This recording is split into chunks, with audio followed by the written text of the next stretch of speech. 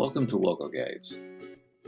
In part 2 of this Woggle series on Google Storage, I'm going to quickly explain the changes that are happening to the storage in June 2021 and what you can do to reclaim your Google storage space. Let's get straight into it. So what changes are happening? Well, if you want all the details, please visit part 1 of this Woggle series on Google Storage, but if you want a 30-second summary, here it is. As you can see, currently Google gives every user unlimited photo storage and 15 gigabytes of storage for Gmail and any files stored on Google Drive. From June 1st, 2021, Google are stopping unlimited storage for high quality and express photos, and any documents you create in Google Workspace apps such as Google Docs or Google Sheets will count towards that storage limit. So why is that a problem? Simple. If you go over that 15 gigabyte limit, you will have issues using any of these Google products. Some of them you won't be able to use at all. If you need to find ways to save space, then stay tuned and I'll take you through what you can do. So let's start by reviewing how much storage space your Google account actually has remaining. You can do this by logging onto your Google account and visiting the google.com/storage link. On this page, you can see a total view of available space and a breakdown of how much storage is used across Google Drive, Google Gmail and Google Photos currently. The link for this page is also shown in the description. Our starting point is the Google Storage Manager. This is the tool provided by Google that analyzes all of your storage and gives you good advice where you can make savings. You can get to the Google Storage Manager by searching for it, as I've done, or going direct in the link. This link I'll put in the description below. Storage Manager reviews how data is stored across Google Drive, Google Gmail and Google Photos and breaks it out into a number of areas for you to review. First is the discarded items. So this is things like items in your trash in both Gmail and Google Drive, as well as anything in your spam folder in Gmail. You won't usually be able to reclaim much space here, so we won't spend much time on it, but it should be pretty safe to remove these files. Next, we're going to get into the large items.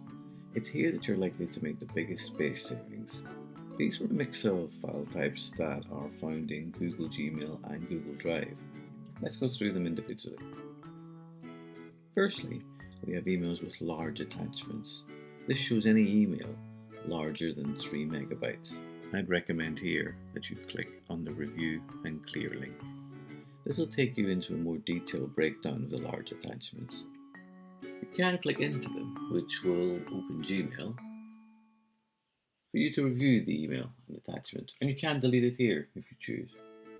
If, however, you're confident that the files can be safely removed, you can click on the checkbox in the row next to the email in the Storage Manager and delete it.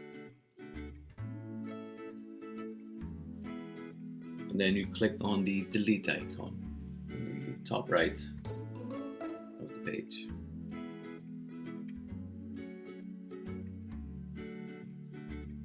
When you do that, an important reminder pops up to ask if you're sure you want to delete it. If you use this process in the Google Store Manager, the file is not moved to trash, it is immediately deleted, freeing up the space. I'd suggest if you are unsure in any way as to whether you can safely delete a file, then you should go into Gmail, delete it there, and worst case, you'll be able to recover it from your Gmail bin folder. To confirm deletion, you simply choose the checkbox to say that you understand, and then you choose the Permanently Delete button. And you see Google will confirm how much space you've saved. And to return to the Google Store Manager, the main page, we click on the X. So next, we're going to dive in to the large files in Google Drive. Again, let's click on the Review and Clear link. You'll see items here are sorted by size by default, with the largest items at the top. If you want a better view of size, Go up to the right here and you'll see the drop down and it'll show a list view, and as you see it has all of the sizes as well as the dates that they were added. Unlike with the large attachments we just looked at, however, if you click in the file it will show you a preview rather than taking you to the file in Google Drive. And to exit that preview, just press the escape key. Although we can use the back arrow on that page. Similar to before, to delete, we choose the checkbox next to the file name.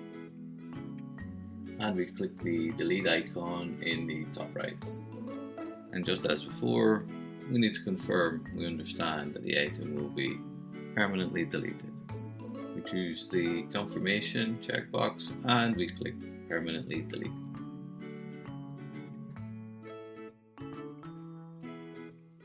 And again, Google will confirm how much space has been saved.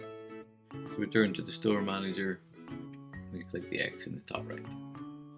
And the last large files item shows photos and videos in Google Photos. I won't go into that area to demonstrate it, as no examples are shown here, but it works exactly the same way as the previous large items areas. One final area that Storage Manager highlights is unsupported videos that are stored in Google Photos. These are items that Google cannot display or play. In this instance, you'll see none have been found. Let's now move on from the Google Storage Manager and look at some more unorthodox options to reclaim some space from Google Storage. First, we're going to visit Google Photos to check how photos are stored on our Google account.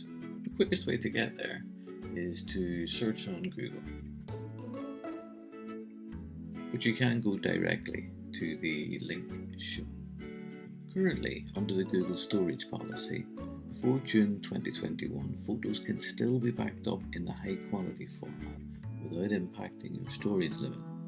However, if photos are currently stored against the original quality format, they will count against your storage limit today. Let's check out how this Google account is currently storing photos by clicking on the gear icon to open settings.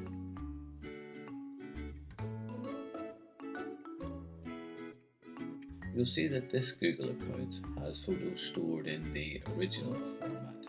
This means that those photos count against the overall Google storage limit of 15 gigabytes. What we need to do is save those photos in a high quality format. Again, remember, after June 2021, this high quality format will count against your storage limit, but before June 2021, it does not. Let's choose the high quality option. Choosing the high quality format, where images are stored in a compressed format, you'll see we can save up to 2.8 gigabytes of Google storage space. Let's choose to do that now. We do that by clicking on the checkbox to confirm.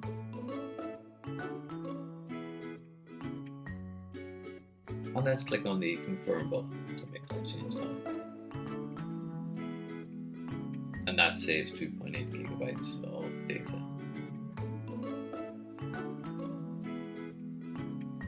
My last tip relates to the format that documents are stored in Google Drive.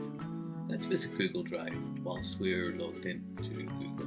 And the quickest way to do that is to search for it. And if we click on the sign in link, under the current Google storage policy, any document stored in a Google file format such as Google Docs or Google Sheets will not count towards your Google storage limit. This will change, however, on the 1st of June 2021. If we look at the documents in this drive, you'll see that each of these has a file size assigned to it. This means effectively that they're taking up space because they're not Google format documents. So let me show you how we can save that space. If we click on one of the documents and right click on it, we have an option to open it. Let's look at that. So as you can see, we can open this as a Google Doc. Let's choose to do that. And you'll see that Google Docs opens. If we click back into the Google Drive, you'll see that a duplicate of the original PDF document has been created. And most importantly, this document is listed as not having any file size. Final step is to delete the original document, and we do that by right clicking on it and we choose remove. As you can see, that has now been moved to bin. Do remember to also empty your Google Drive bin to ensure you save that space. We can do that by clicking on the bin and choosing the empty bin option. I do hope you found this Woggle guide useful. If you have, please subscribe so that others can find it too. And please do leave your suggestions for the topics of any other Woggle guides you'd like to see in the comments below. Look after yourself until next time.